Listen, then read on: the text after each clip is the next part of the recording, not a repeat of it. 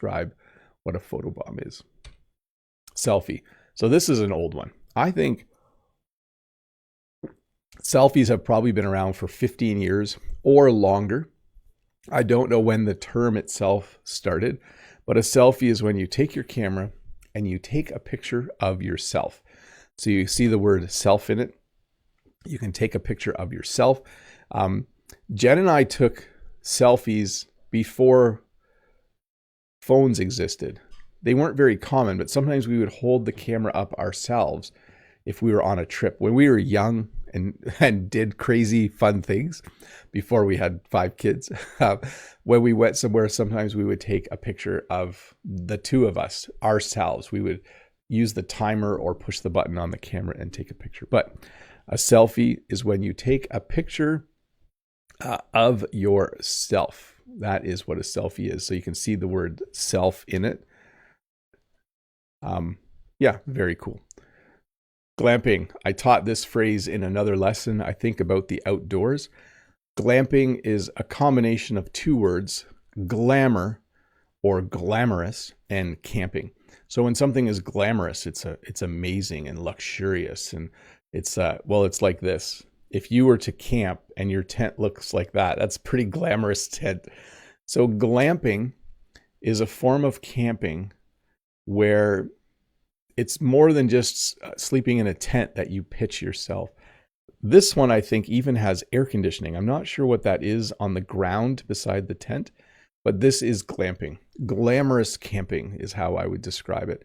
A beautiful tent, a flat wooden floor instead of just sleeping on the ground or on a cushion.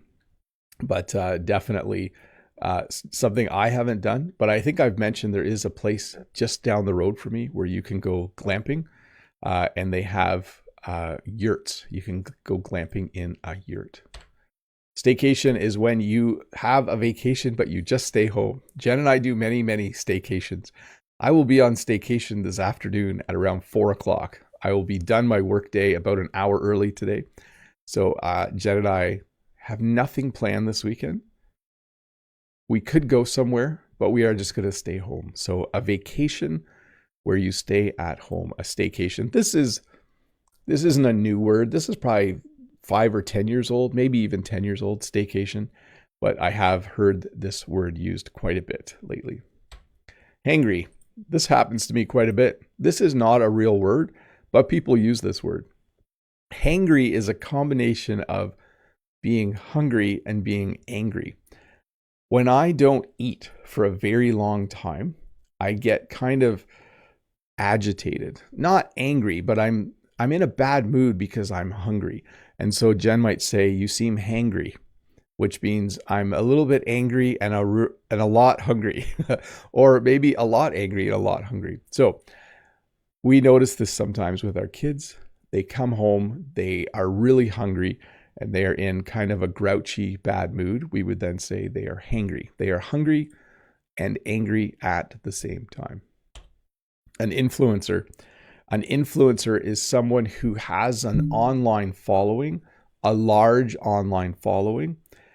It usually also means they're younger. I don't often hear people my age who are successful online referred to as influencers, but I think it's more like if you're on TikTok or Instagram where you're really popular doing reels or shorts or something like that. So an influencer is someone who has become popular because of Instagram or TikTok or YouTube or Facebook even, and who uses the fact that they have lots of followers sometimes to, not necessarily to sell things, but to recommend things. Apparently, like if I told you all to go buy something, that would be me influencing you, because many of you, 243 of you, are watching this. I could use my influence to encourage you to do something. Let me think of a really positive example, because I don't actually do a lot of this, but let's say Brent from American English with Brent had a new book out, an English grammar book. As, I hate using this term, if I considered myself an influencer, I could say, you should buy Brent's book. It's really good.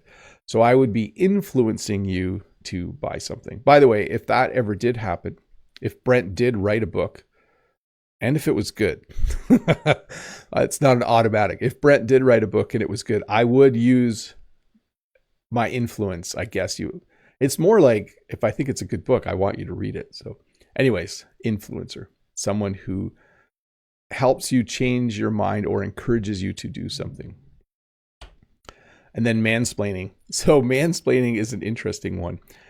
This is when a man explains something to a woman thinking she doesn't know anything about it. So here's a good example. If you look at this picture, sometimes in the world we think maybe men know more about computers than women. I don't actually think that's true. I teach computer class.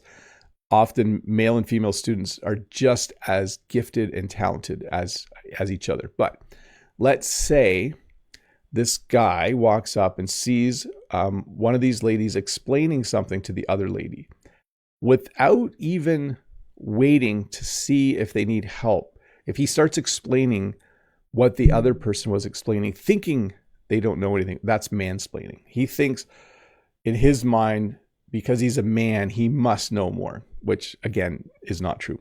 So let me state that again.